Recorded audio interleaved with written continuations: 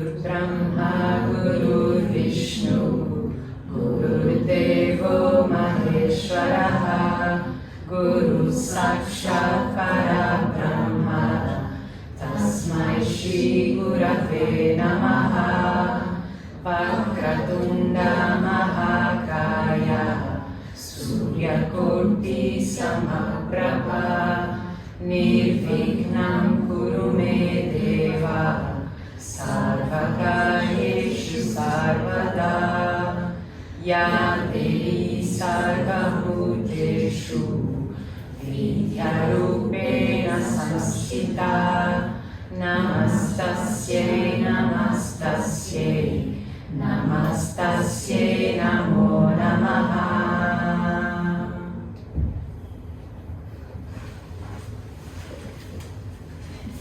Então esta matéria era para ter pertencido à aula anterior, mas entretanto, como não tivemos tempo, eu pus aqui nos slides desta sessão. Vamos só passar aqui muito rápido, não vamos entrar em grandes detalhes acerca disto, mas só coloquei aqui esta sugestão de como é que funciona o tempo cósmico de acordo com a visão védica. Muitos de vocês já devem ter ouvido este termo Yuga, de Kali Yuga, fala-se muito disso, mas afinal, o que é? Então, segundo a literatura védica, o universo obedece a vários ciclos de criação e destruição, que se vão sucedendo sempre, portanto, sem haver um fim. E existem, em cada um desses ciclos universais, portanto, o universo é criado, os planetas são criados, tem um determinado ciclo de vida, que é composto por estas 4 eras, Satya, Treta, Dwapara e Kali, e depois há uma dissolução parcial e começa tudo outra vez, Satya Yuga. Satya Yuga é muito longa, dura 4.800 anos divinos, portanto eles têm uma tabela de conversão em que 4.800 anos divinos corresponde a 1.728.000 anos humanos. Portanto, é esse tempo que dura Satya Yuga. A era seguinte, Treta Yuga, como eu até fiz assim uma espécie de gráfico para se ver que tem 25% menos de duração, portanto 1.296.000 anos. Dwapara Yuga tem menos 25%, 864.000 anos.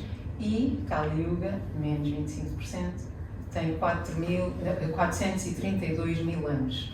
Segundo os cálculos que são feitos e aquilo que é explicado pelos sábios, nós estamos agora no início de Kali Yuga, ainda falta muito, portanto estaríamos aqui mais ou menos nesta fase até terminar este ciclo cósmico. Quais são as características fundamentais? Como vos disse em sessões anteriores, lembram-se, temos falado que inicialmente os textos védicos eles eram passados só na tradição oral, não eram escritos, porque as pessoas tinham capacidades muito superiores. Então é isso que acontece, de era para era, não só diminui em termos de tempo, mas também de capacidades. Então quando nós lemos ou ouvimos aqueles relatos nos textos védicos de yogis que tinham, por exemplo, capacidade de se transportarem instantaneamente de um sítio para o outro, ou até mesmo estarem em dimensões diferentes, ou materializar coisas com muita facilidade, ou terem poderes místicos que conseguiam, por exemplo, uma palavra de um yogi tornava-se automaticamente verdade, materializava-se. Isso era tudo porque as pessoas tinham um poder místico, um poder yógico muito superior, que nós hoje em dia já não temos, ou são raríssimas as pessoas que têm um pouco disso. Nessa altura era a norma, as pessoas em geral eram assim. Então, Satya quer dizer verdade. É conhecida como a era da verdade e da pureza, em que a humanidade vivia em harmonia com o Dharma, ou seja, aquilo que são as leis do universo, toda a gente vivia perfeitamente em harmonia com isso, portanto, não havia conflito e por isso é que as pessoas tinham as suas qualidades no seu grau máximo, porque sabiam utilizar os recursos de maneira perfeita. Em Treta Yuga começa a haver uma degradação moral, a haver mais ego e conflitos por parte das pessoas, portanto há uma certa degradação da consciência, das capacidades das pessoas. Em Dwapara Yuga aumenta ainda mais essa decadência. E esta era em que nós vivemos, Kali Yuga, é conhecida por ser a era da ignorância e em que o materialismo predomina. Portanto, enquanto que ali em Satya Yuga a norma era as pessoas estarem em perfeita harmonia com a ordem cósmica, em Kali Yuga isso é a raridade. O caos predomina. E há outro dado interessante que eu não pus aqui, mas vou só referir rapidamente, que também se explica que em Satya Yuga as pessoas que viviam em harmonia com essas leis cósmicas e as que não queriam viver em harmonia com isso viviam em sistemas planetários diferentes, nem sequer se cruzavam. Em Treta Yuga passaram a viver no mesmo planeta, essas pessoas coexistem. Em Dwapara Yuga, na mesma família. Por exemplo, o Mahabharata aconteceu em Dwapara Yuga, eram pessoas dentro da mesma família que estavam em conflito. Em Kali Yuga, a mesma pessoa. Todos nós temos várias facetas em que há uma parte de nós que às vezes nos puxa para a nossa degradação, uma autossabotagem, e uma parte de nós que procura crescer. Então vai estando cada vez mais próxima essa consciência. Agora passamos aqui para um outro tema, que é a relação do corpo humano com o cosmos, de acordo com a visão védica. Eu pus aqui várias imagens. Esta primeira é Shiva Lingam. Penso que já tínhamos falado brevemente na sessão anterior. A Shiva Lingam é constituída por esta parte que representa Shiva e esta outra que representa Shakti. Portanto, são os princípios masculino e feminino. Mas quando falamos de masculino e feminino não estamos a referir-nos propriamente a géneros, mas a qualidades e princípios fundamentais, polaridades que existem não só em nós como pessoas, mas em tudo à nossa volta. E a Shiva Lingam é uma forma abstrata de representar,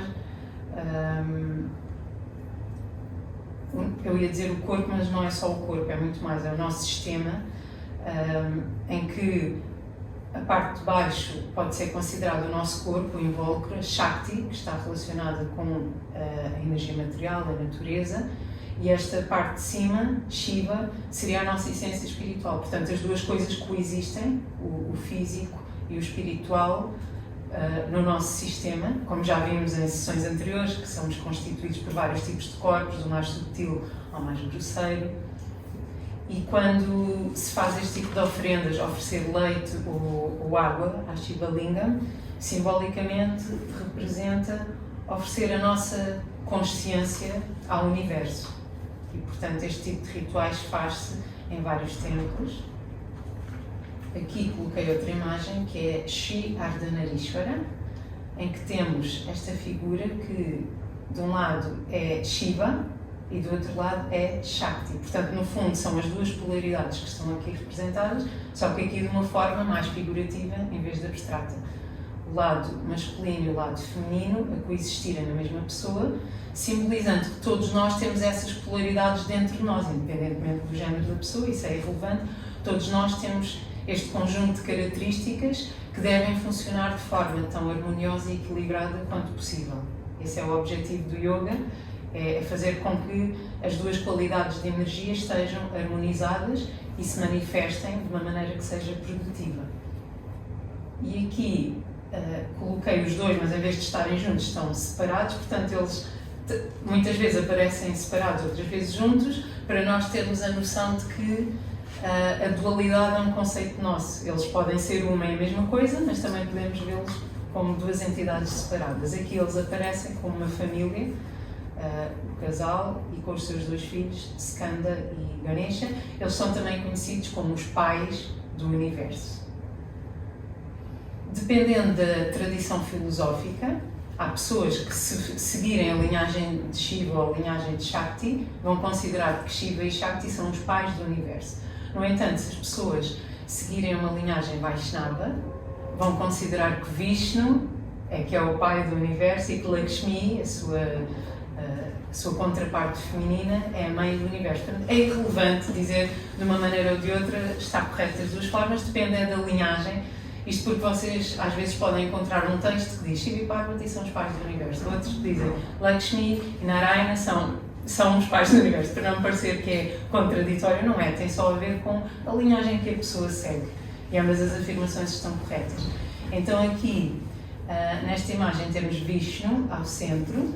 Vishnu representa também o cosmos, tal como Shiva representa, e ele, dependendo das tradições e dos lugares da Índia ou dos templos, às vezes ele é representado apenas com Lakshmi Devi ao seu lado, outras vezes é representado com estas duas figuras, Shri Devi e Bhu Devi. Então, nas divindades, quando nós temos uma divindade masculina e uma feminina, a divindade feminina representa a Shakti, o poder daquela divindade masculina, ou seja, sem aquele poder ele não era nada, ele não poderia funcionar, por isso é que os dois costumam aparecer sempre juntos. Em algumas tradições, Lakshmi Devi é dividida em duas partes, em que Shri Devi comanda a energia espiritual e Bhu Devi comanda a energia material, ou seja, diz-se que essa Shakti de Vishnu está presente tanto no material como no espiritual, ela é as duas coisas. E pus aqui um verso do Bhagavad Gita, um excerto de um verso em que Krishna diz Aham bija pradapitaham, eu sou o pai que dá a semente. Portanto, apenas uma frase que vai confirmar aquilo que eu estava a dizer, que em algumas linhagens ele é visto como o pai do universo, ele próprio afirma eu sou a fonte de vida, o pai que dá a semente. Lakshmi é a energia primordial de Vishnu, é a mãe de todos os seres, a fonte da riqueza, da abundância e do bem-estar. Geralmente ela está associada à fortuna e muitas vezes é representada com ouro, com moedas, representada a abundância, mas só para esclarecer, quando se fala de abundância, prosperidade e riqueza, não estamos a falar só de riqueza material, mas a todos os níveis. Ter saúde, longevidade, beleza, inteligência, etc., podem ser formas de abundância. O culto à Mãe Divina. É muito interessante porque hoje em dia a cultura da Índia está bastante deturpada face àquilo que era a cultura original, como vocês têm estado a ver ao longo de todas as sessões que nós temos feito. Após as invasões persas, islâmicas, portuguesas, britânicas, houve toda uma transformação sociocultural que modificou muito as interações sociais entre as pessoas na Índia. Ora, quando a cultura védica era vigente, as coisas eram muito diferentes. A mãe ou a mulher tinha um lugar primordial na sociedade, era vista como o expoente máximo. E havia inclusivamente vários grupos sociais que eram matriarcais. E hoje em dia ainda se mantêm várias práticas que são resquícios desse culto à Mãe Divina. Em algumas partes da Índia isso é mais notório do que noutras. E eu pus aqui este exemplo da dança Garbha, que é uma dança típica do Gujarat, um estado no norte da Índia. Esta dança foi considerada património da Unesco há uns anos e ainda é feita todos os anos. Aliás, no Gujarat eles fazem o ano inteiro, toda a hora dançam Garbha. Noutras partes do mundo em que existem comunidades indianas, as pessoas costumam celebrar uma vez por ano, costuma ser mais ou menos na altura de setembro, outubro, portanto no início do outono. Geralmente é no início de cada estação do ano. Portanto, obviamente a relação com a Mãe Natureza está aqui muito óbvia, que tem a ver com as mudanças de estação, os diferentes ciclos, é feito este culto à Mãe Divina, sendo que esse do outono é o principal. Se alguém tiver curiosidade, aqui neste templo é comemorado todos os anos, nessa altura, setembro, outubro, não me lembro agora em que data é que calha este ano, porque na Índia é calculado de acordo com o calendário lunar, por isso é que, de acordo com o calendário solar, às vezes é desfasado. Se vocês quiserem vir, a entrada é livre, acontece no salão de festas, centenas de pessoas dançam juntas, eu estou cá todos os anos, convido-vos a experimentarem, que seja só uma vez para sentirem a energia. Isto é uma dança folclórica, portanto não é muito difícil de aprender, qualquer pessoa vê os passos e consegue apanhar assim mais ou menos rapidamente. É feita em família, portanto vêm pessoas de todas as gerações, vê-se desde crianças pequeninas até pessoas idosas, toda a gente a dançar junta, é lindo. E aquilo que está aqui no meio é uma representação dessa Mãe Divina. Garbha vem do sânscrito Garbha, que significa útero. Portanto, é colocado no centro um pote que representa o útero. Portanto, esta é a gênese do universo que está aqui no centro e nós vamos dançar em círculo ao redor desse centro, ao redor desse útero divino que representa a mãe de todos nós, a origem do universo. Então é isso que se faz. A dança é sempre feita em círculos, representando também a órbita dos planetas, mostrando então, mais uma vez, aquela ideia que temos vindo a repetir em todas as sessões, que tudo se repete do macro até ao micro. Todos os padrões acabam por repetir-se.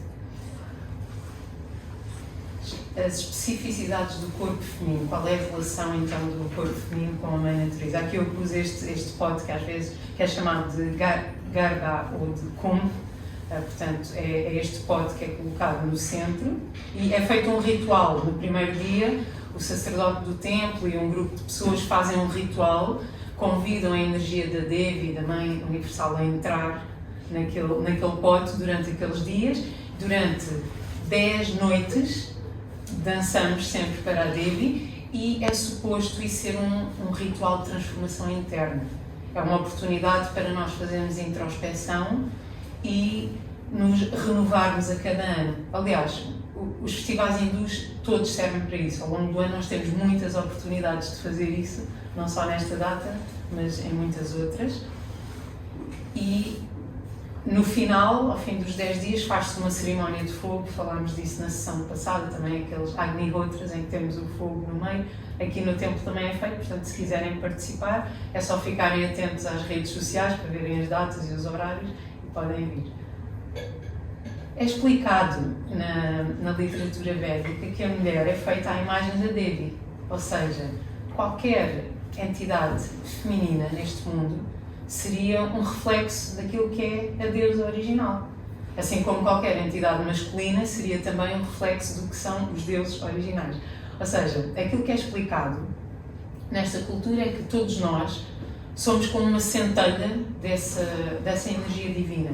Todos temos em nós o potencial de podermos manifestar todo esse poder espiritual em nós. Mas como falámos também em sessões anteriores, temos aquela questão do véu de Yoga Maya que nos cobre a nossa consciência e nós temporariamente esquecemos que temos essa energia a vibrar dentro de nós. Então a ideia é que todas nós temos o potencial para ter a energia da Devi a manifestar-se em nós, é preciso só aprender a fazer os processos que vão retirando esses véus e fazendo essa luz brilhar cada vez mais. Naturalmente que o útero é aquele sistema que representa um microcosmos, ou um portal para este mundo. É muito evidente essa ligação do portal, assim como vimos aqui nesta imagem. Isto funciona também como um portal, isto representa também o útero da Devi. Então nós podemos dizer que dentro do nosso corpo acontece um processo de criação semelhante àquilo que acontece na natureza e no cosmos. Não é? Temos essa capacidade de gerar essa vida dentro de nós, seguindo os ciclos naturais e depois sermos um portal que manifesta vida neste mundo. Naturalmente que podemos ver ligações óbvias do ciclo menstrual com o calendário lunar.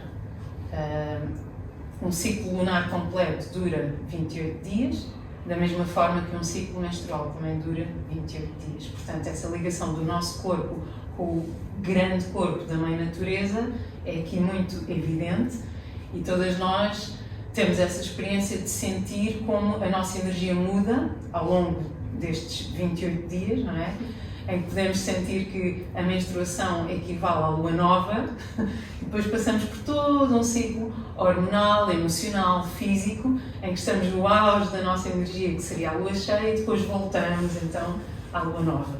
E seguimos este ciclo todos os meses, da mesma forma que a Mãe Natureza também o demonstra todos os meses. E não só todos os meses, mas todos os anos, porque depois temos assim, aqui numa outra escala, na escala anual, o ciclo das estações do ano. Portanto, é muito fácil perceber aqui a relação entre estas três coisas.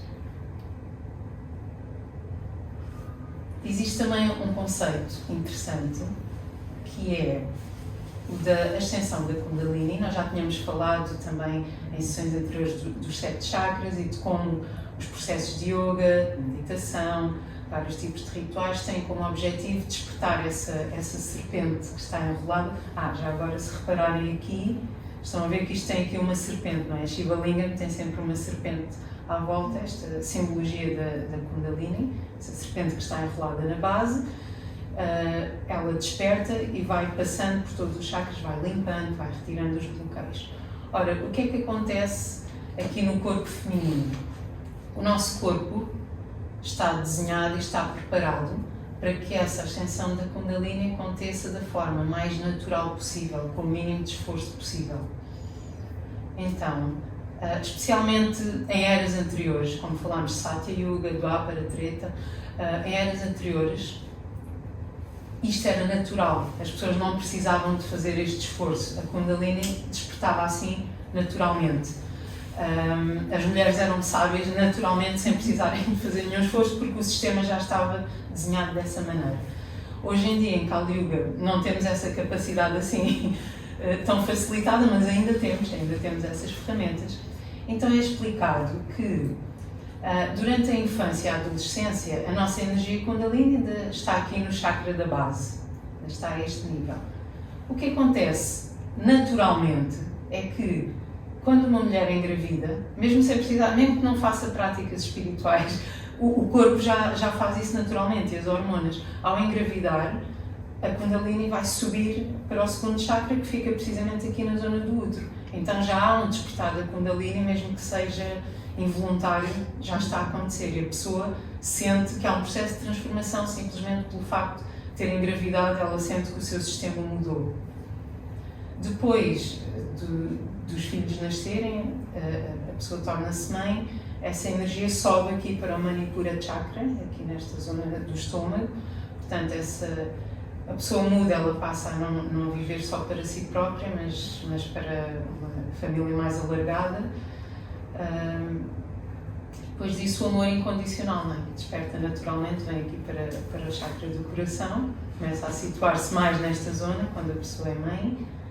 Mais tarde, diz-se que enquanto estamos nesta idade fértil, a nossa energia vem até aqui mais ou menos até ao chakra do coração. Depois da menopausa, quando o nosso corpo já não precisa de estar todos os meses a cumprir esse ciclo menstrual, a nossa energia já está livre para começar a vir daqui para cima. Portanto, chakra da garganta, responsável pela comunicação, a clareza, ver não só aquilo que é visto com estes 2 olhos materiais, mas o que está para além desta dimensão, a nossa intuição fica mais apurada. E por fim, o último chakra, que é a conexão espiritual plena. Então, já temos esse equipamento para que este processo de ascensão aconteça naturalmente. Claro que se praticarmos algumas práticas espirituais, meditação, yoga, etc., acontece de uma forma ainda melhor, mais evidente, e podemos tirar mais benefícios daí. O que é que acontece durante a menstruação? Segundo a literatura védica, segundo o Ayurveda, o que é que acontece? Lembram-se de termos falado na sessão anterior sobre estes 3 doshas, Vata, Pitta, Kapha, que são 3 qualidades de energia que todos temos em percentagens diferentes. Independentemente da percentagem que cada pessoa tenha, durante a menstruação, o Vata e o Pitta no corpo de cada mulher têm que aumentar, têm que obrigatoriamente aumentar para que os processos que têm que acontecer no útero aconteçam. Muitas vezes a temperatura do nosso corpo aumenta, porque o nosso Pitta aumenta também, e o nosso Kapha diminui. Portanto, este é o processo que tem que acontecer durante todos os meses, e nós começamos a sentir, geralmente, sente-se uns dias antes da menstruação, nós já começamos a sentir mudanças no nosso corpo, na nossa mente, nas nossas hormonas, sentimos que a energia está a reajustar, está a acontecer este processo, o Vata e o Pitta subirem um bocadinho, o Kapha descer um bocadinho, nós sentimos que estamos um pouco diferentes daquilo que estamos no resto do mês. E durante este tempo, estes dias, as células entram em stress oxidativo. O que é isto? Os radicais livres são moléculas reativas com eletrões desemparelhados, são instáveis e para alcançar estabilidade tentam ligar-se a outras moléculas, podendo causar-lhes danos. Portanto, durante esta altura da menstruação, estes radicais livres ficam mais predominantes. Ficamos mais sensíveis, mais frágeis, com um equilíbrio assim mais precário a nível hormonal. Os antioxidantes são substâncias que podem neutralizar os radicais livres. O stress oxidativo acontece quando a produção de radicais livres ultrapassa a capacidade de defesa do corpo e por isso é que ficamos ali num equilíbrio interno um pouco mais precário. Acontece assim mesmo durante aqueles dias da menstruação e por isso mesmo é que temos que tomar alguns cuidados, porque estamos ali com esse equilíbrio mais precário. Então devemos proteger-nos para que o sistema não fique demasiado desequilibrado. O que é que podemos fazer? Durante a menstruação deve-se evitar tudo o que agrave ainda mais esse stress oxidativo. Evitar tudo o que estimule demasiado o sistema nervoso, que já está ali resvés, evitar tudo o que contribua para desequilibrar ainda mais os doshas, perturbe os pranas, porque nós temos vários tipos de pranas, vários tipos de ares vitais no nosso corpo, ou deixa o corpo ainda mais desgastado. Portanto, como estamos naquele momento frágil, nós vamos evitar tudo o que possa fragilizar ainda mais o nosso sistema. Portanto, devemos evitar estar no meio de muita gente, isso vai desgastar a nossa energia, estar exposto a muito ruído e confusão, comer alimentos difíceis de digerir ou que aumentem vata e pita. Portanto, esta zona toda do intestino, do estômago, etc., está tudo aqui nesta zona do segundo chakra. Então, vai estar em esforço. Se nós vamos comer alimentos pesados, torna-se ainda mais difícil todo o processo, vamos ter mais dores, vai ser tudo mais complexo. Então, comer coisas leves, fáceis de digerir, evitar fazer atividades que coloquem o prana em sentido ascendente. E o que é que isto é? O que é colocar o prana em sentido ascendente? Quando fazemos atividades espirituais como meditação, ritual, ir a um templo, fazer um ritual, tudo isso, todas essas práticas espirituais intensas, recitar mantras, etc., isso vai colocar o nosso prana em sentido ascendente. Ora, nesta altura do mês, nestes dias, o nosso prana tem que estar em sentido descendente, ou aquele prana específico, porque temos 5, há um que fica mais ativo, que é chamado Apanavayu, que fica aqui nesta zona abdominal. Esse prana tem que estar ativo, que é para a energia ir para baixo, para o sangue fluir, para sair de dentro do nosso corpo. Se nós vamos fazer atividades que põem o prana para cima, vamos fazer com que os dois pranas entrem em choque. E é por isso que nestes dias devemos evitar esse tipo de atividades, não fazer nada que seja excessivamente intenso, quer a nível físico, quer a nível espiritual. É um momento de descanso. Evitar atividades exaustivas a nível físico ou mental. Portanto, tentar organizar a nossa agenda. Eu tento fazer isso tanto quanto possível, que é tentar organizar a nossa agenda de modo que naqueles dias nós possamos estar um pouco mais descansadas, não tenhamos que fazer coisas que exijam estarmos a correr de um lado para o outro, fazer atividades mais leves. Não quer dizer que tenhamos que deixar de trabalhar, porque isso normalmente não é possível, mas tentar deixar tarefas mais leves para esse dia. Eu, por exemplo, evito tomar decisões importantes, ou ter reuniões importantes, ou iniciar projetos, coisas que exijam muito da capacidade mental nestes dias, porque a nossa energia está mais em baixo. Então, tentar tomar essas decisões depois, se for possível, e descansar. Pronto, tentar evitar que as pessoas nos chateiem muito nesses dias e estarmos recolhidas no nosso cantinho, porque precisamos disso, naturalmente, assim como a natureza agora, no inverno, está no seu período mais down, a preparar-se, a fazer um reset para na primavera explodir em força, nós também precisamos de fazer isso todos os meses, então ficarmos descansadinhos, se for possível. E eu acho que isso é notório, se fizerem essa experiência, experimentarem um mês, ficarem mais tranquilas, mais protegidas, menos expostas, e no outro mês estiverem expostas a tudo isso, acho que vão ver a diferença de como é que o vosso sistema nervoso reage, como é que o vosso corpo reage, e isso nota-se bem. Pronto, agora vamos passar aqui a outro tema, que é o yoga. Toda a gente já ouviu falar, muitos de vocês são professores ou praticantes de yoga, portanto toda a gente sabe, toda a gente já ouviu falar disto.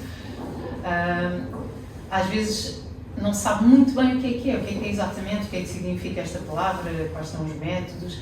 Então, a palavra yoga é uma palavra em sânscrito, tal como toda a terminologia que estamos aqui a usar, significa união. Esta é a tradução da palavra yoga, união, unir duas coisas. Unir o quê? União entre a jiva, que já tínhamos visto em sessões anteriores, a jiva é a nossa alma individual, não é? Cada um de nós. Brahman é a natureza espiritual que está presente em tudo. Também já tínhamos visto este conceito. Portanto, essa união de jiva com Brahman é que é o yoga, esse processo de yoga. Também já explorámos isto ao longo das várias sessões. O grande objetivo da vida humana, segundo a literatura védica, é precisamente lembrar-nos desta nossa existência espiritual original, tirar esses véus da ignorância, do esquecimento e fazer com que esta união aconteça. E nós nos lembramos que afinal sempre fomos parte desse todo. E para isso existem vários processos. Não é? O yoga no fundo é todos os processos contribuem para que essa união aconteça. Existem muitos processos de yoga diferentes, vários nomes, várias escolas. Fui buscar aqui o exemplo do Bhagavad Gita. O que é que Krishna descreve no Bhagavad Gita como os vários tipos de yoga? Também falámos um pouco disso na sessão anterior. Krishna exalta Bhakti Yoga como sendo o processo mais elevado e mais simples e mais acessível. Portanto, simplesmente deixar o ego de lado e render-se àquilo que é o equilíbrio cósmico e confiar nessa força que reside em tudo. Outro tipo seria o Jnana Yoga, que falámos também, que seria cultivar conhecimento. Se uma pessoa entender filosoficamente, cientificamente, como é que funcionam todos os sistemas do universo, pode ser também, esse trabalho intelectual pode ser também uma forma de nos fazer compreender qual é que é o nosso papel no todo. Depois o Karma Yoga, tínhamos falado de Karma significa ação, as nossas ações contribuírem para que a nossa consciência também se eleve, portanto fazermos algo em prol dos outros, da sociedade, da família, atividades filantrópicas ou utilizar parte dos seus recursos para beneficiar outras pessoas. E Raja Yoga, Krishna também fala disso, há um capítulo em que ele descreve. Raja Yoga seria processo de meditação. Então Krishna explica que há formas de fazer isso, sentar-se com a coluna ereta, fazer um processo de respiração, entrar num processo de meditação, que vamos fazer isso na prática aqui na segunda parte desta nossa sessão. Dentro da literatura védica existem vários textos que falam sobre yoga. Temos os Yoga Sutras de Patanjali. Patanjali, eu pus aqui esta imagem dele. Ele, portanto, é um texto muito condensado. Sutras são pequenos versos, pequenas frases que condensam numa frase curta ideias muito complexas. Então Patanjali deixou-nos um texto pequenino, com poucos versos, mas que condensam ali muito do que é a prática de yoga. Portanto, esse é um dos mais conhecidos, é uma das referências para quem pratica yoga. Os próprios Vedas, os 4 Vedas, existem menções do yoga nesses 4 textos. Os Upanishads, que se bem se lembram da primeira sessão, nós temos os 4 Vedas e depois os Upanishads são textos que estão relacionados, portanto, que nos ajudam a compreender melhor os Vedas. Temos o Mahabharata, que é um épico, é uma história do que aconteceu. O Bhagavad Gita, que faz parte do Mahabharata. Como mencionei, Krishna fala disto em vários capítulos. Temos o Hatha Yoga Pradipika, Gheranda Samhita e o Shiva Samhita, que são textos já da Índia medieval, portanto mais tardios relativamente a estes textos que são anteriores. Todos estes fazem menções do yoga, uns referem umas coisas, outros referem outras, portanto estão aqui algumas referências onde se pode encontrar conteúdos sobre isto. Eu pus aqui 2 citações dos Patanjali Yoga Sutras, o verso 1.2, Yoga é a cessação das flutuações da mente. Este verso é muito conhecido, geralmente quando se tenta resumir numa frase o que é o yoga, seria isto: yoga é a cessação das flutuações da mente. Como é que se consegue isto? Isto parece quase impossível, não é? Porque flutuações da mente é aquilo que nós sentimos constantemente enquanto seres humanos. Para conseguirmos cessar essas flutuações, existe todo um trabalho interior, mas esse seria o objetivo.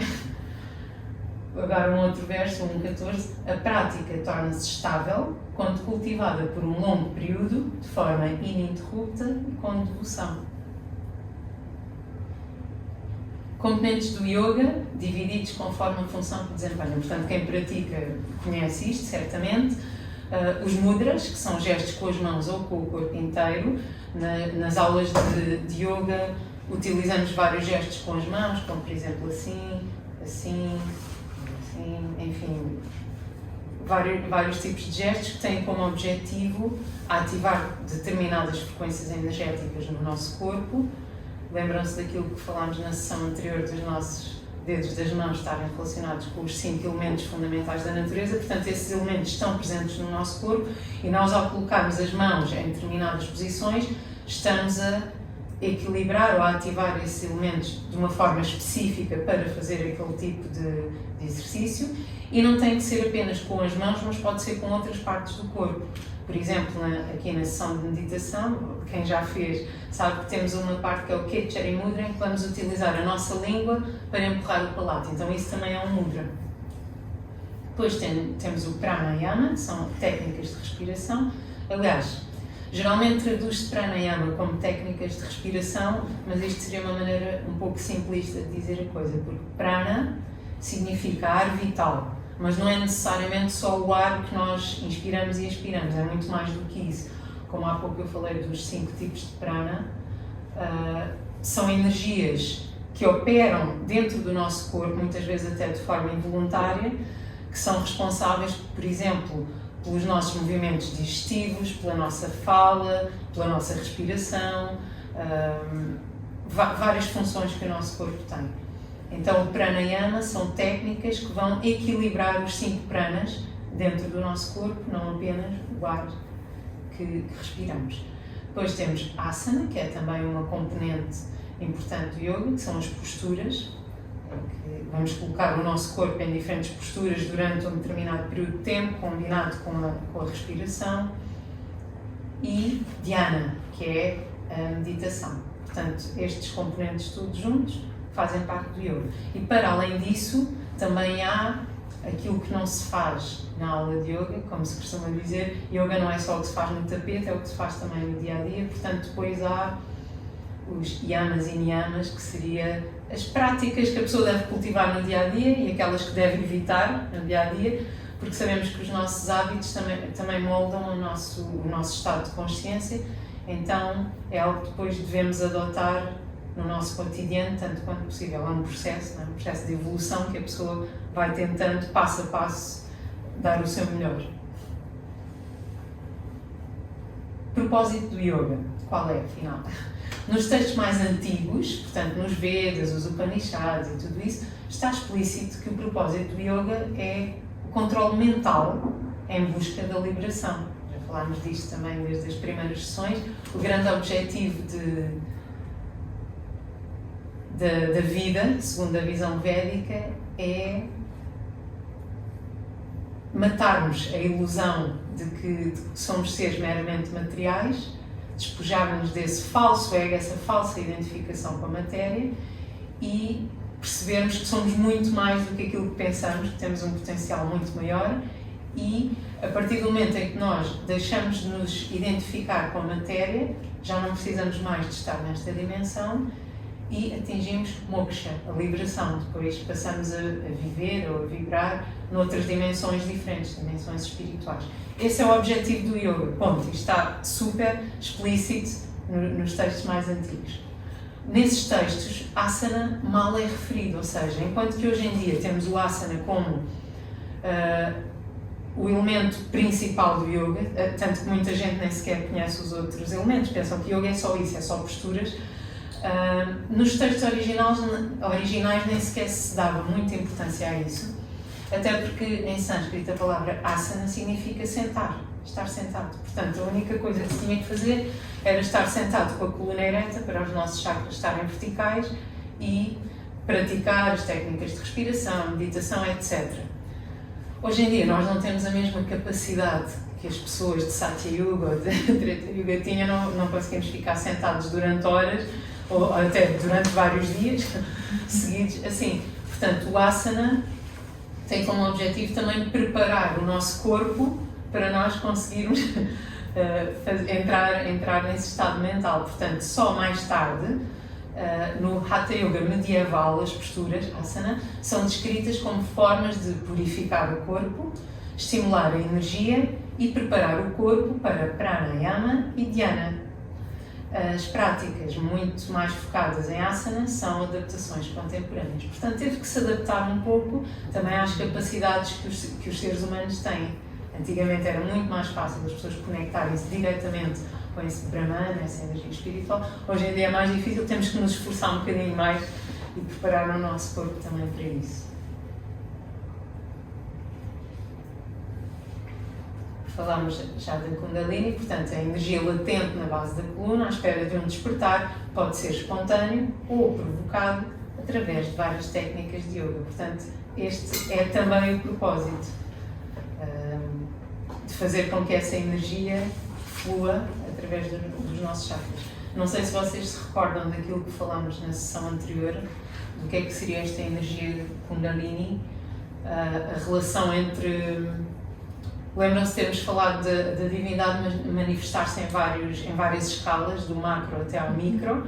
Então, é explicado que a energia feminina original, que é essa mãe do universo, ela manifesta-se nessas 3 escalas, como a energia que gerou o universo todo, depois numa escala menor, a energia que preside cada universo, aquela que rege, para ver se está tudo em ordem, e por fim, numa escala menor, Kundalini, que está presente em cada um de nós. Portanto, diz-se que ela é a Devi, esta energia é a Devi dentro de cada um de nós.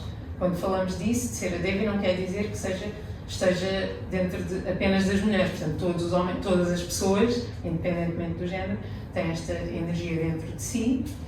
E as práticas de yoga, as várias práticas que referimos aqui, praticadas, como Patanjali diz aqui no seu Patanjali Yoga Sutra, de forma estável, por um longo período, de forma ininterrupta e com devoção, quando é praticada assim, é que aos poucos vão dando frutos. Temos que ser pacientes, porque eu ouvi várias pessoas explicarem isto em diferentes contextos, que é, quando nós demoramos um determinado tempo a criar um problema, temos que despender o dobro do tempo a solucionar esse problema. Ou seja, se eu tenho 5 anos de maus hábitos alimentares e o meu corpo fica destruído por causa disso, eu preciso de 10 anos a alimentar-me como deve ser até o meu corpo recuperar. Então aqui é um pouco a mesma coisa. Se nós passamos várias vidas a comportarmos, a vivermos, a adotarmos determinados comportamentos e estados de consciência que são prejudiciais ao nosso crescimento, depois vamos precisar do dobro do tempo fazer toda uma limpeza, a desfazer os erros. Por isso é que temos que ser também pacientes connosco próprios, não é? E perceber que todos erramos, todos temos as nossas dificuldades, cada um tem os seus desafios. No fundo, são os nossos sistemas de crenças que provocam problemas no nosso corpo físico. Muitos dos bloqueios que nós temos no nosso corpo foram provocados simplesmente pela nossa maneira de pensar ou pela maneira como nós gerimos ou não gerimos adequadamente as nossas emoções. Tudo isso pode ser o suficiente para causar nós e bloqueios em diferentes chakras. E às vezes a energia quer subir. Como vocês veem, temos o Ida e Pingala, que são os dois nadis assim, e temos um no centro, que é o Sushumna. Só quando os chakras estão todos desbloqueados é que a energia pode passar assim, pelo Sushumna, desde a base até ao topo. Todos nós temos algum bloqueio em algum sítio, e portanto, às vezes demora mais do que uma vida a trabalhar um bloqueio específico. Então temos que ser pacientes connosco próprios, fazer o trabalho que tem que ser feito, em cada vida fazer tudo o que conseguirmos e esperar que na próxima consigamos continuar esse trabalho. Então, não sei se se lembram também que já foi referido aqui numa das sessões que no Bhagavad Gita Krishna explica: neste caminho não há perda nem diminuição, e um pequeno esforço feito neste caminho pode livrar a pessoa do mais perigoso tipo de medo. Ou seja, tudo o que nós fizermos em termos de avanço espiritual não vamos perder, e na próxima vida vamos continuar a partir desse patamar. Portanto, nenhum esforço é feito em vão, e a energia vai subindo até que um belo dia há de seguir o seu caminho e estarmos preparados então para esse momento de moksha, da liberação. Pronto, então a ascensão da Kundalini é uma coisa muito gradual, que demora muito tempo e requer muita paciência, né? E também prática. Sim. Mas agora, ultimamente há vídeos que é sobre despertar a Kundalini e que as pessoas parecem mais sem todas. Assim, Sim, é uma boa questão. Eu lembro-me que há muitos anos, há uns 20 anos, eu comprei um livro que ainda tenho lá em casa que fala sobre terapias energéticas, os chakras, a Kundalini, etc. Eu lembro da autora explicarem muito bem que a Kundalini não é uma energia com a qual se pode brincar, é preciso utilizar de uma forma muito consciente e muito cuidadosa. E eu, desde que li aquilo, percebi, não era uma coisa com a qual se brinque, e de facto tens toda a razão, que há pessoas que fazem isso de uma forma totalmente irresponsável, inventam métodos, inclusivamente, misturam referências desta cultura, daquela, já vi isso acontecer. O meu professor de meditação, quando me ensinou este método, ele explicou a mim e aos meus colegas que estavam a praticar, ele explicou precisamente isso. A Kundalini é uma energia muito especial, sagrada, não é? É a Devi dentro de nós e devemos ser muito cuidadosos. Então, ele ensinou-nos este método de meditação, que tem precisamente como objetivo despertar a Kundalini, mas de uma forma muito cuidadosa. E por isso é que o guru do guru dele passou 40 anos da vida dele a pesquisar até chegar a um método que fosse seguro e acessível. E também, já expliquei aqui numa das sessões de meditação, para quem não esteve eu posso dizer isso outra vez, que o meu professor ensinou-me de uma determinada maneira e depois ele explicou só quem recebeu a iniciação do guru é que pode ensinar desta maneira, porque ele diz, eu recebi ferramentas que, se por acaso a coisa sair fora de controle, eu consigo controlar, para não ser perigoso para ninguém. Uma pessoa que não tenha sido iniciada pelo guru, como é o meu caso, não pode fazer exatamente da maneira como ele ensinou, porque existe algum tipo de perigo de alguma coisa correr mal. Então ele ensinou-me um outro método com uma ligeira variante. Ele disse, este é seguro, este tu podes fazer à vontade, com qualquer pessoa, de qualquer idade, etc. Este não representa perigo. Ele próprio foi o primeiro a dizer, e eu tenho um livro lá em casa que foi escrito pelo guru dele que explica isso. É um livro que explica precisamente que é perigoso mexer na energia Kundalini sem se saber o que é que se está a fazer, os tipos de perigos que podem acontecer. Portanto, sim, é verdade, ainda bem que chamaste a atenção para esse detalhe. Algumas pessoas às vezes têm despertares espontâneos e às vezes nem sabem o que é. Esse livro também fala disso, eu já ouvi várias pessoas relatarem experiências como essa. Pessoas que às vezes nem sequer têm assim, uma prática espiritual, nem sabem o que é que lhes está a acontecer, mas de vez em quando acontece qualquer coisa estranha que elas não percebem o que é que está a acontecer, que é um despertar espontâneo. Muitas vezes pode acontecer devido a eventos traumáticos. Ou seja, não era suposto aquilo despertar assim daquela maneira descontrolada, foi algum trauma que fez com que isso acontecesse. Também pode acontecer a pessoa já ter uma prática espiritual que venha de vidas anteriores e a sua Kundalini já estar num estado assim prestes a despertar a qualquer momento, e às vezes qualquer coisa também faz com que isso aconteça. Portanto, nós não sabemos bem como é que se manifesta em cada pessoa. É diferente de uma pessoa para outra. Mas sim, por isso é que é importante aprender-se com um mestre que faça as coisas de uma forma cuidadosa, responsável e dentro de uma linhagem, de uma tradição que trate isso com o devido respeito e o devido cuidado. Agora, falando aqui da arte e da cultura indiana, isto está tudo interligado. A filosofia, a ciência, a arte e a espiritualidade, como já tínhamos visto em sessões anteriores, não estão colocadas em gavetas separadas. Então, a arte é mais um elemento que entra dentro desta forma de ver a vida. Nós também já tínhamos visto na primeira sessão que temos os 4 Vedas principais, Rig Veda, Yajurveda, Tharva Veda e Samaveda, e cada um deles tem um upaveda, ou seja, um texto de suporte que nos ajuda a compreender esses textos e que desenvolvem um pouco os temas que estão explicados naquele Veda específico. Aqui o Samaveda é baseado em hinos melódicos que são utilizados nos rituais, portanto entra o aspecto da melodia, da música, e o Upaveda associado a este Veda é o Gandharva Veda. Este texto é dedicado à música e artes performativas. Depois, há cerca de 2000 anos, foi escrito um livro chamado Natya Shastra. Natya significa artes performativas. Shastra é um livro, que é uma autoridade em termos de literatura dentro daquela área específica. Portanto, este é o Tratado de Artes Performativas, que foi escrito pelo sábio Bharata Muni. Ele foi buscar elementos a cada um dos 4 Vedas. Do Rig Veda, ele retirou a gramática. Portanto, a gramática do sânscrito, que é utilizada para construir mantras, etc. Ele retirou esse elemento. Do Samaveda, retirou a música. Do Yajurveda, os gestos com as mãos, que, como nós vimos na meditação e nos rituais, os gestos com as mãos são chamados mudras e têm aquela função que eu expliquei há pouco. No caso da dança, eles têm uma função extra, eles têm a função de comunicar.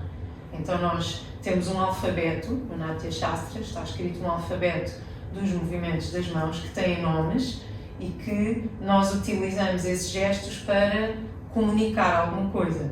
Então o performer, ele vai utilizar as mãos, as expressões faciais, os movimentos com os olhos, com a cabeça e com o pescoço para comunicar alguma coisa, mesmo sem precisar de falar. Então, se, por exemplo, eu fizer um gesto assim com esta mão e outro assim, eu estou a representar uma abelha que vai buscar o pólen a uma flor. Então, estou a usar as minhas mãos para comunicar diferentes coisas, ou descrever alguém que tem uns olhos lindos, ou que eu estou, por exemplo, a preparar-me para ir a algum sítio ou para receber alguém. Então utilizamos diferentes gestos, por exemplo, assim, para fazer uma trança, depois eu pego no espelho, eu coloco o meu bindi, ponho o batom, pinto os olhos, coloco algumas flores. Então utilizamos todos estes gestos para comunicar a mensagem.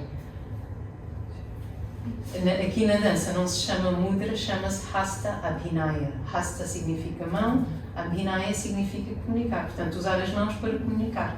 Mímica, no fundo. E do Atharva Veda, Bharata Muni retirou o conceito de rasa e bhava. Bhava significa emoção. Então, nós às vezes temos tendência para dizer que Natya significa dança, mas não é só dança. Natya significa arte performativa, ou seja, o teatro e a dança andam de mãos dadas, não estão separados. Nas danças clássicas indianas, nós somos bailarinos e atores simultaneamente. Então, como atores, nós temos que representar de acordo com as emoções da personagem. Então, existe também todo uma descrição psicológica de vários tipos de personagens. O Natya Shastra é um livro altamente metódico. Tudo tem nomes, tudo tem descrições altamente detalhadas, é tudo em sânscrito. E existe, por exemplo, uma personagem com o nome tal. Então, se a pessoa estudar já sabe, aquela tipologia de personagem com aquele nome vai ter determinadas características psicológicas. Vai ser, por exemplo, uma pessoa que é tímida, que quando entra tenta passar despercebida, que tem uma mente calma. Então o ator quando entra já vai tentar transparecer aquilo que é o aspecto psicológico da personagem. Depois há outra que é uma pessoa extravagante e quando entra dá nas vistas e é assim um bocado rude, não é? Então o ator já vai entrar de outra maneira, não vai entrar da mesma maneira que na personagem anterior. Então temos assim uma série de personagens, os heróis, os vilões, etc. E pronto, temos que estudar, perceber quais são as características emocionais e mentais de cada personagem, fazer transparecer. Depois também utilizamos os olhos, temos todo um alfabeto de movimentos de olhos, movimentos de cabeça, movimentos de pescoço e tudo isso está sistematizado em vários capítulos. Também sabemos de cor os nomes todos pataca, tri, pataca, arda, pataca, cartari, mucaha. São 50 e tal movimentos, nós memorizamos os nomes, é uma mnemónica em que, pronto, conhecemos os movimentos todos e depois quando estamos a dançar é só ir buscar essa referência, não é? Olha, aqui nesta parte fizeste assim, fizeste a lolita, mas afinal é udbahitam, porque tens que levantar também o queixo. Então, se a pessoa conhecer os termos e praticar nas aulas, depois na coreografia vai poder aplicar isso. Portanto, aqui o bhava seria a emoção, tem que ser transparecido. O que é raça? Raça, a maneira se calhar mais fácil de traduzir é uma experiência estética sublime. O objetivo da arte seria despertar no espectador um sentimento do que é o sublime. Quando nós vamos ver uma peça de teatro, um espetáculo de dança, um concerto, uma exposição, ou até mesmo uma maravilha arquitetónica, muitas vezes, se for muito bom, se tiver um grande impacto, nós saímos de lá sem palavras. Não sabemos explicar o que é que nos aconteceu, houve algum processo de transformação, ficámos maravilhados, às vezes até choramos, às vezes as lágrimas até surgem, porque é uma emoção que não pode ser expressa por palavras e que é difícil de processar, de tão sublime e de tão bela que é. Então é suposto a arte ter este efeito nas pessoas, é por isso que ela é feita, esse sentimento de raça. Então, os artistas passam por todo um treino técnico durante muitos anos para serem capazes de ser veículos dessa energia, dessa mensagem que tem que ser passada e poderem eles próprios sentir essa raça, esse sublime e passá-la ao público que está a assistir. Esse é o propósito. Existem outros textos para além do Natya Shastra, como a Abhinaya Darpanam, que fala sobre dança clássica, ou o Sangeeta Ratnakara, que fala sobre música. Falando agora de arquitetura, existe um texto que é o Vastu Shastra, que explica todas as regras arquitetónicas para se construir templos, de acordo com como é que se diz? Os pontos cardeais, tem que ter determinadas proporções para que a energia nesses sítios flua de uma forma abundante e que faça o prana das pessoas ir para cima. Aqui no Ocidente é muito mais conhecido o Feng Shui, toda a gente já ouviu falar e sabe o que é. O Feng Shui é baseado no Vastu Shastra, portanto o princípio é mais ou menos o mesmo. Depois temos o Shilpa Shastra, que é um tratado de escultura, pintura e artes decorativas. Quando nós vemos estes templos maravilhosos, todos esculpidos, com aquelas figuras lindíssimas, isso tudo está descrito no Shilpa Shastra.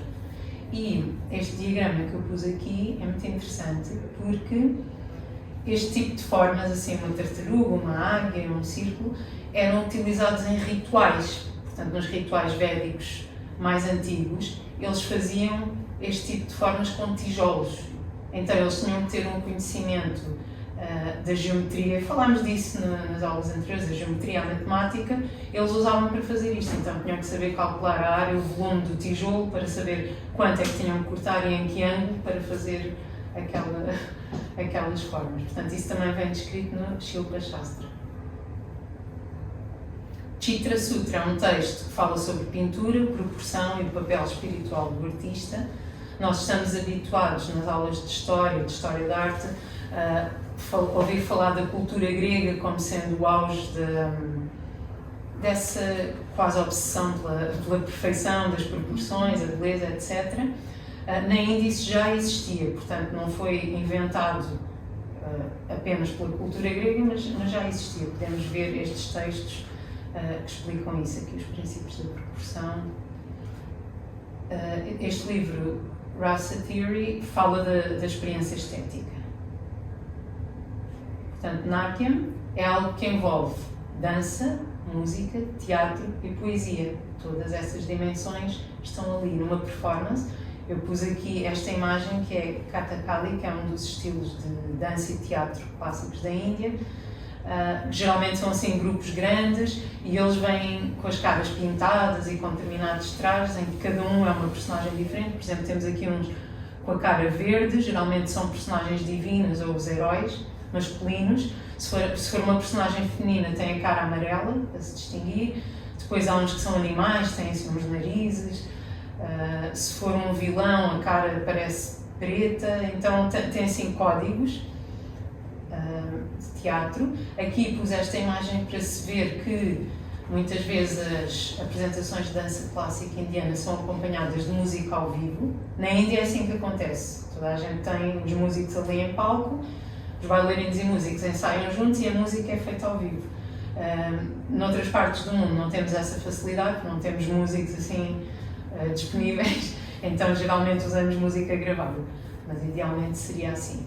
E claro, a poesia, porque as canções, os poemas são aquilo que é musicado e que nós podemos dançar. Portanto, o que na dança clássica indiana se usa como fonte literária são precisamente os textos védicos, os Puranas, a poesia devocional, todos esses textos que falámos em aulas anteriores são a inspiração. Pega-se naqueles textos que são mais passíveis de serem coreografados e faz-se música e dança para esses textos. Há muitas composições que foram feitas, eu pus aqui estes 3 mestres que são considerados os 3 pais da música carnática, que é a música clássica do sul da Índia. Eles pegaram em muitos poemas e fizeram composições musicais para isso. Algumas delas são coreografadas, têm esse potencial. Quando são conceitos filosóficos super abstratos é difícil coreografar, mas se forem histórias que envolvem personagens, etc., aí já é mais fácil fazer isso. Pronto, vou só mostrar aqui que existem 8 estilos de dança clássica indiana, que são estes, são de diferentes regiões da Índia. Estes são os elementos da música clássica indiana. Temos a melodia, o ritmo, a improvisação e a espiritualidade. Está sempre presente em tudo o que seja arte, venha da Índia. Como disse, os princípios da arquitetura estão enunciados no Vastu Shastra. Isto são alguns exemplos de templos védicos que são feitos à imagem do corpo humano. Temos aqui os 7 chakras representados. E nos templos védicos temos, estes templos são mais antigos, eles eram escavados na própria rocha. Imagina uma rocha massiva, eles serem escavados e ter este formato assim. Estes são os mais antigos, estes são de Ellora Caves. Isto é no interior do mesmo templo. Depois, numa época mais tardia, que já começaram a ser construídos com blocos e esculpidos. Portanto, houve várias fases da arquitetura da Índia. Aqui eu tirei estas fotos quando estive lá num templo, que é assim todo esculpido desta maneira absolutamente maravilhosa. Isto é o mesmo templo. Isto é o interior. E depois uma outra fase, foi mais tarde, no período Vijayanagara. Vê-se que o material é diferente, o tipo de construção é um pouco diferente, mas é sempre esculpido e belíssimo. E por fim, para concluir a sessão, tenho aqui exemplos de vários tipos de pinturas tradicionais de várias partes da Índia. Certamente vocês já viram imagens como estas, portanto são estilos regionais, cada região pinta à sua maneira. Temos algumas pinturas mais tribais, outras mais eruditas.